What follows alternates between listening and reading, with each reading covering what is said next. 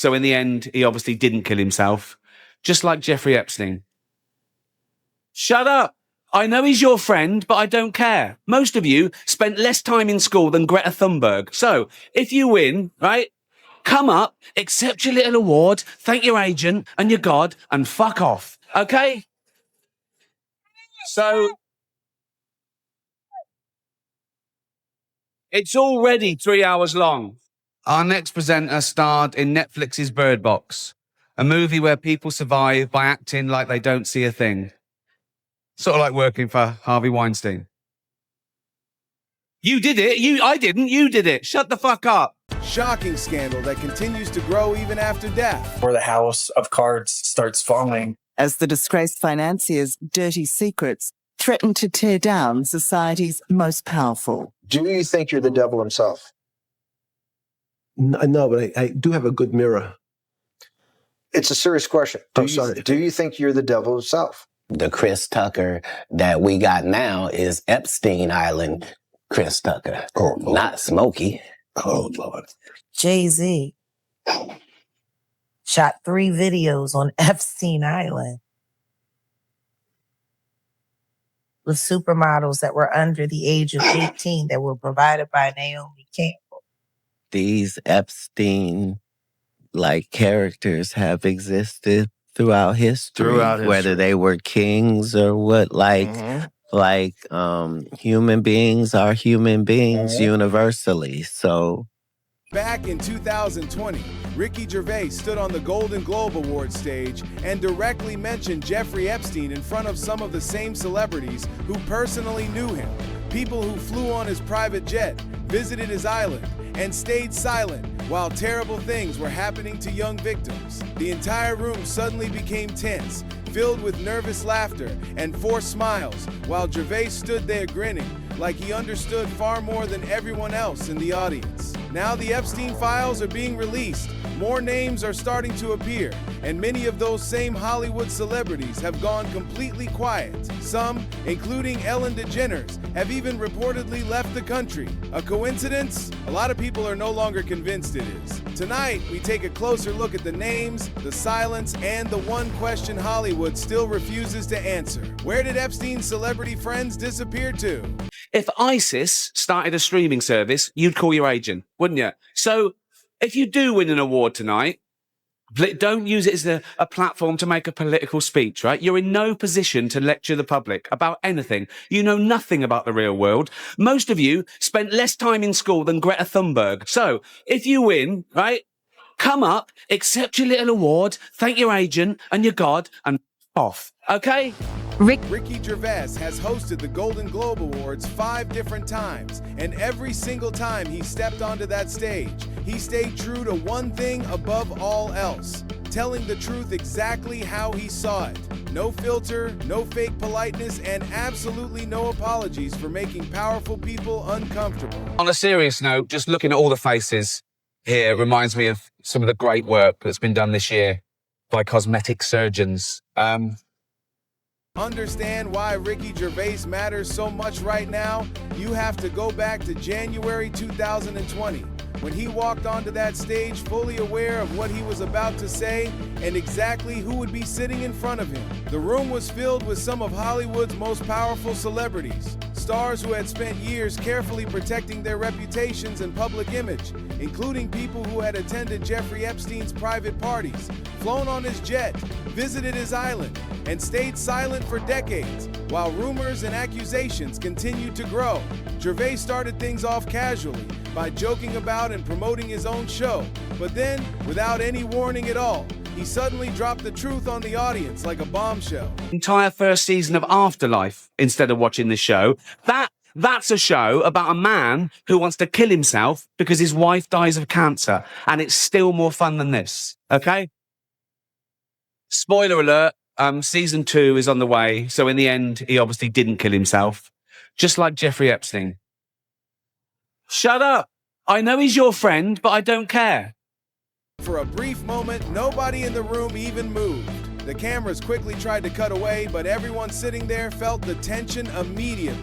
Ricky Gervais had just said the one thing Hollywood never wanted spoken out loud. He openly pointed at the giant secret everyone in the industry had spent years pretending was not there. And even though people in the audience laughed nervously, he was not really joking at all.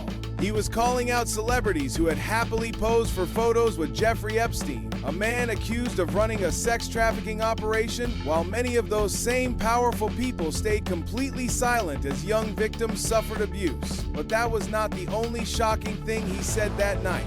During the same speech, Gervais also mentioned Ronan Farrow, the journalist who later helped expose Harvey Weinstein, won a Pulitzer Prize, and became one of the most feared reporters in Hollywood. Looking back now, it no longer sounds like a simple joke. It sounds more like a warning. Gervais was not just hosting an award show that night, he was quietly leaving behind a trail of clues for everyone paying attention. Room are some of the most important TV and film executives in the world, people from every background, but they all have one thing in common. They're all terrified of Ronan Farrow. He's coming for you. The celebrities in the audience laughed because they assumed it was just another wild joke from Ricky Gervais, but it was much more serious than that. What he was really telling them was simple. Your secrets are not protected forever. Someone is paying attention, and eventually time runs out for everyone. Gervais has never hidden the reason he speaks this way either. In multiple interviews, he has explained that whenever he hosts a major awards show, he faces one basic decision. He can either stand there and make the celebrities in the room feel comfortable by flattering them, praising them, and feeding their egos, or he can speak honestly to the millions of regular people watching from home, the same people whose support and money help make those celebrities famous in the first place, and the same audience that has grown tired of watching powerful people constantly celebrate themselves. Every single time, Ricky chooses to speak to the audience at home instead. I've just met these 40 people whose lives were destroyed, and they're out in the elements living with that, and the fact that they're not going to be able to get those lives back, that this is a new reality for them. You knew Jeffrey Epstein, didn't you? You know, we flew Bill Clinton and a lot of different, that was a humanitarian trip to Africa. Yeah. And I met him on that trip because it was his plane. I didn't know who plane we was getting on, but it was a whole bunch of dignitary people. We was with a delegation. Just for the record, you've been on his private plane. Yes. You've been to stay on his private island. Yes. You've stayed at his home in Palm Beach. Yes. I've always said that I'm not a saint, that I am a work in progress, but I will not be held hostage by my past. You know, it's factually true that I was only at dinners. You know, I never went to the island. I never met any women. And so, you know, the more that comes out, the more clear it'll be that although the time was a mistake, it had nothing to do with that kind of behavior. Don't get to Hollywood and start sleeping with white women and doing cocaine because it'll kill you. Yeah. What made you think, you know what? I'm just going to hammer him. I don't care what Well, I thought when they said, do you want to host the Golden Globes, all that stuff I said in the show was true. I said, I'm going to write my own jokes. Right? And I thought, who do I pander to?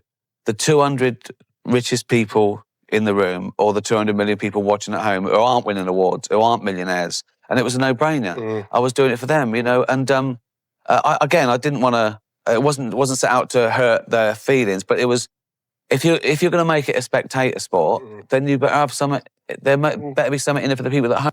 Now that the Jeffrey Epstein files are being released, some of Hollywood's biggest stars have done something many people find very suspicious. They have suddenly gone completely silent. Ricky Gervais warned people about this years ago. He openly mentioned the darkness hiding inside Hollywood, while others laughed it off like a joke. But now many of the same celebrities who laughed that night are no longer smiling. So let's start with one of the first names people began questioning, Tom Hanks. His name reportedly appeared in a 2013 email connected to Epstein's publicist, suggesting some kind of social connection, not criminal evidence, but still a connection he has never publicly explained in detail. Soon after, rumors exploded across social media with claims that he had been denied entry into Greece and lost his citizenship. Fact-checkers later proved those stories were false, but the public suspicion never fully disappeared. Since then, people have noticed canceled appearances, fewer interviews, and long periods of complete silence from Hanks. Sarah Ruth Ashcraft on Twitter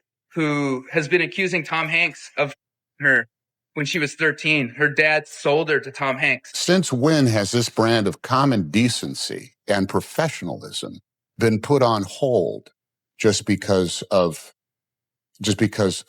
dynamics in the workplace? Is this what's going on with social media? That Oprah and I cannot go on a billionaire's boat to Tahiti with a former president of the United States and not keep it secret, for God's sake? Ricky Gervais has been making jokes about Leonardo DiCaprio for years, especially about his dating history, his widely discussed preference for younger women under the age of 25, and what many people see as his obsession with staying youthful, no matter how old he gets. But during the 2020 Golden Globe Awards, Gervais delivered one particular joke about DiCaprio that instantly changed the mood inside the room and left many celebrities shifting uncomfortably in their seats. On a time in Hollywood, nearly 3 hours long, Leonardo DiCaprio attended the premiere, and by the end, his date was too old for him.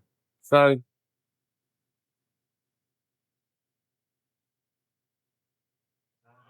even Prince Andrew's like, come on, Leo, mate, you know, you're nearly 50, son.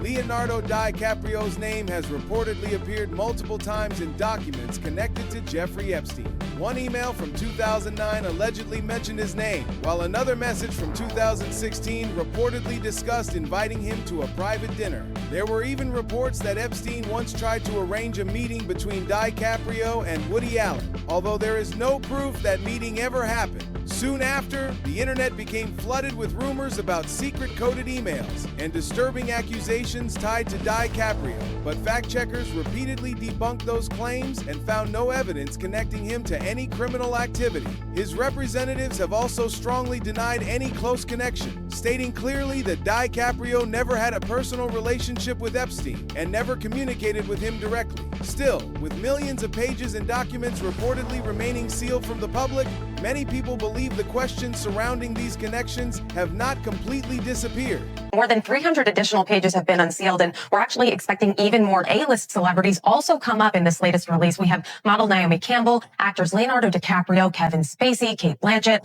Bruce Willis, and Cameron Diaz, all mentioned here. Same with Star Wars creator George Lucas, Michael Jackson, and magician David Copperfield.